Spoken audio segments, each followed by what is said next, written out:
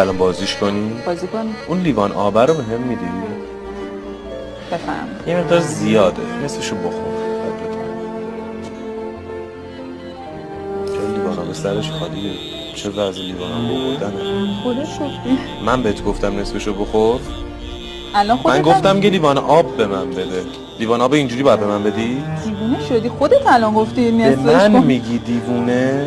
به من الان داری توهین میکنی؟ یعنی چی این کارات؟ نمیفهمم. این یعنی دستکاری روانی، یعنی اینکه بابت رفتاری که تو داشتی مؤاخذت میکنه، ولی نمیگه چی کار با تو کرد که اون رفتار رو نشون دادی. خودشو میکشه کنار و میاد میگه ببینید به من توهین کرد، ببینید با من دعوا کرد، ببینید مشکل از اینه. بی انصاف ترین آدم ها همانهایی هستند که آتشی به جان تو میاندازند و داستان را از آنجا که دودی از تو بلند شده برای دیگران تعریف میکنند.